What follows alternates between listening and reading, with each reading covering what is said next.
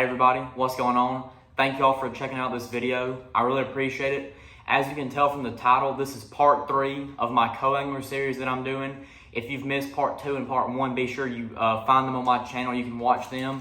But today's video is going to be about what to bring when you're fishing as a coangler. So my first video was like a general overview, what to expect, just kind of a general rundown of fishing as a coangler. And my second video was showing you how to sign up for the major tournament trails if you've never done that before. So this video right here is going to be what to bring. And before I get started, hit the link in my description if you want a visual look at all this stuff I'm about to talk about. I've done a video about a year ago showing all this stuff like in depth, in detail. Today I'm going to be talking about it and showing a couple things, but if you want an in-depth look, a good visual, hit the link in the very top of my description so you can watch that video.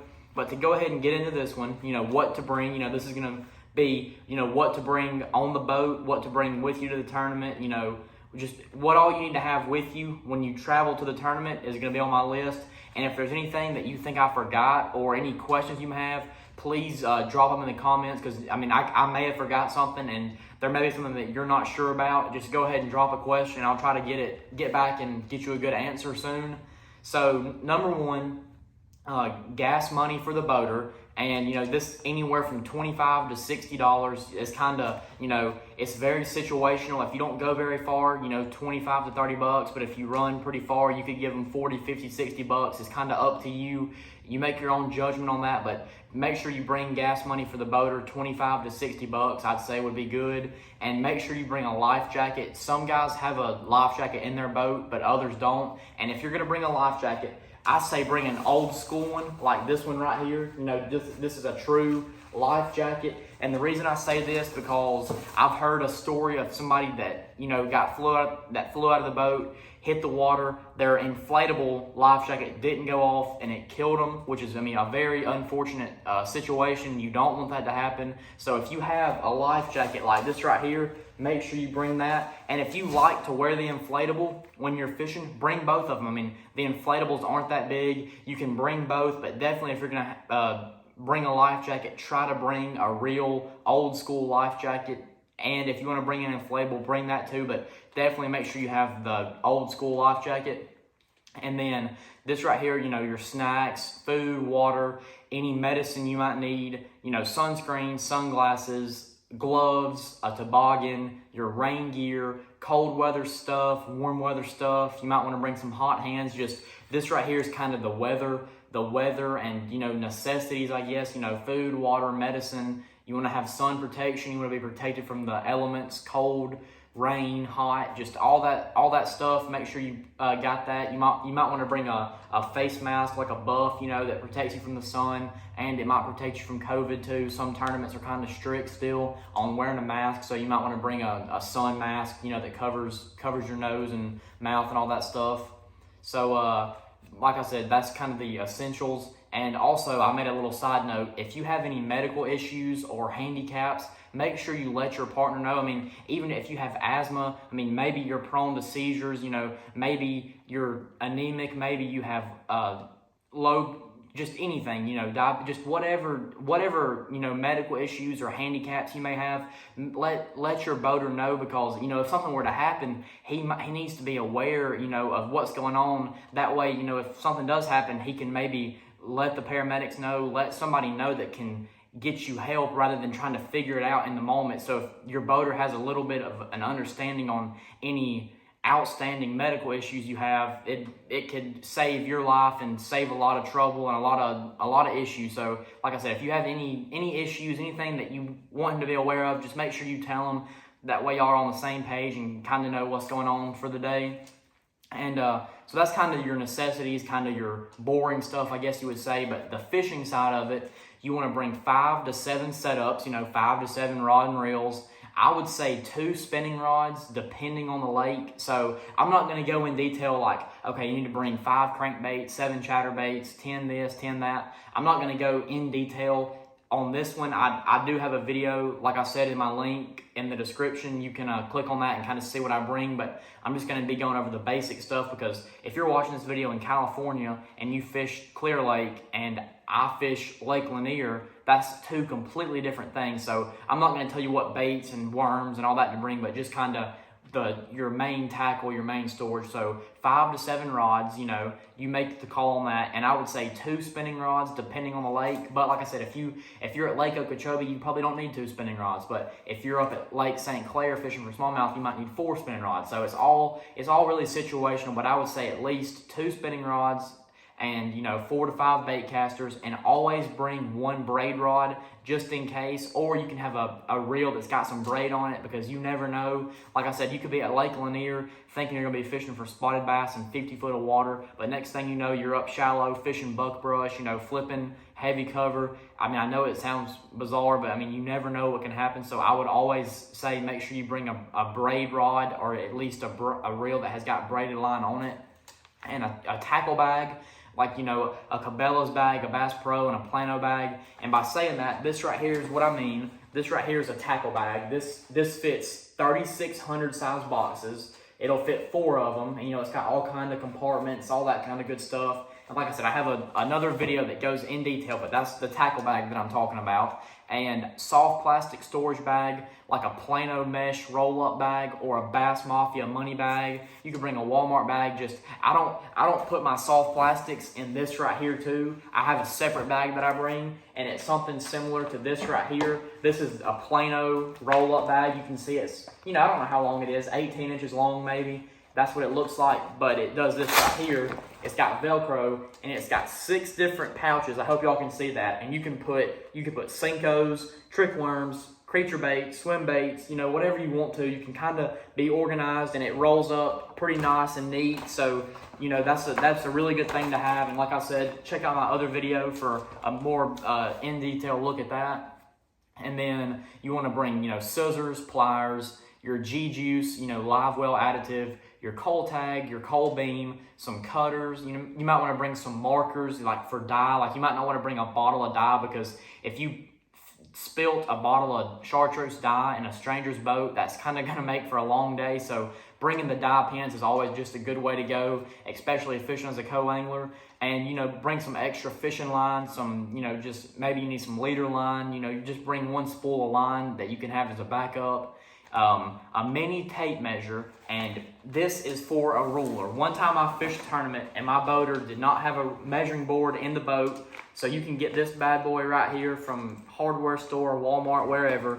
It's just a keychain tape measure. I think it only goes to 6 feet, but you don't need but that much right there. Just, you can have this. I mean, it fits literally in your hand. I mean, it's cheap. It's something that could really save you, because if you catch a fish that you don't know if it's a keeper or not, and y'all don't have a measuring board, well, that little $5 tape measure can really make the day, and you might wind up getting a $400 check just for having that, in case your boater doesn't have a tape measure. So that's just something to be thinking about. And the only reason I know about that is because it's happened to me. So if it would have never happened to me, there's no way I would have even thought about that. So just, I'm just trying to think back on situations and experience that I have, and try to help somebody that's new to this, or just has some questions and wants to learn a little bit more about it. And like I said, the tackle box size I use is a 3,600 size, and I'll show you real quick. And like I said, if you're kind of getting mad at me for showing this stuff pretty quick, I've got that other video that you can go watch. But here's what the 3,600 size looks like. I mean, here's the legal yellow pad that I've got. I mean, you can see that's the size it is right there. So it's the smaller tackle box size, but that's perfect. I mean, it fits right in this Cabela's bag that I've got. And then, like I said, 3,600 size tackle boxes. And you might want to bring some Real Magic, or there's one more like KVD lure, KVD Real Shine, something like that. In case your reel gets jammed up, locked up, in case it starts raining, you might want to spray some Real Magic on it, just make sure it doesn't get locked up, and, in case that happens. Some rod gloves. So this right here will save your life fishing as a co-angler. I see all kind of guys, every tournament I see them, they have no They have no rod gloves, and at the end of the day, back at the weigh-in, their rods look like you threw them out in the yard in a tornado. I mean, it's such a cluster. You do not want that. These things right here, they're like $5. You get you some rod gloves, put them on your rod. It'll save you a lot of hassle, a lot of headache. And another thing you can do is get this right here. It's called a one-tie. I call it like a zip tie. So a one-tie zip tie is the name of the company. You know, I'm not sponsored. I've had this thing for a while now. Literally, it's a piece of, you know, like plastic rubber. You put it right here, and you can, hopefully you can hear it on the video. It's like a zip tie. It just, you know, it cinches down. You can put these around your rods. That way they'll stay together, and while you're running down the lake, your rod glove won't fly off because you'll have this little deal right here on it. This right here is a lifesaver, just about like that tape measure. So the only reason I know about this, I've lost probably 5 rod gloves because I didn't have anything to hold them together when you're running on the lake. So get you one of these right here. You can leave it on there all day. Like I said, just cinch it down around your rods and you'll be good to go. And another, like I said, I've got a note right here. Watch the video in my description for a more in-detailed look at all this stuff. And by me saying all this stuff, my whole list, right down here at the bottom, I've got less is more. Be a minimalist. And by saying that, I don't mean bring one rod, bring a pack of trick worms, and you're good to go.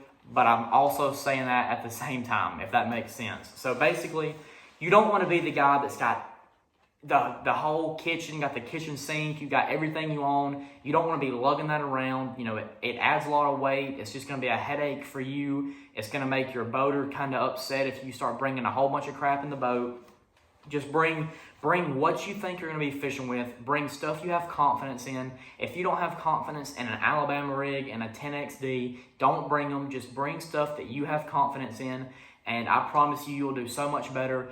When I think back on the tournaments that I've done well in, every single time I'm usually using a bait that I had tied on to begin with, and the only thing I'm doing is maybe cutting it off to retie my knot. Very rarely can I think of a time where I tried something else that was, you know, really random or really different.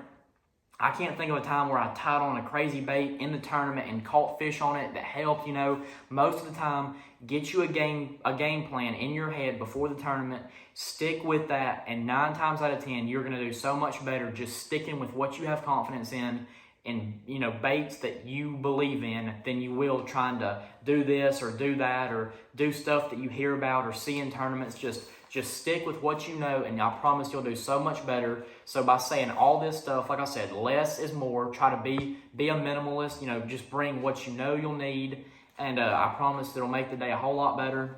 And less clutter equals better. I mean, kind of going back to the same thing. You don't want a whole bunch of stuff in the boat. You don't want your crap to be tangled up all the time. The less stuff you have, the less mess. You'll be more efficient. You can make more casts. You'll spend more time fishing than you will getting your stuff undone.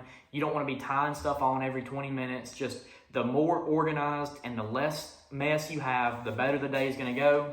And don't try to overdo it, and don't try to overthink it. Like I said, you know, don't kind of get you a game plan in your head before the tournament, you know, the morning of the tournament.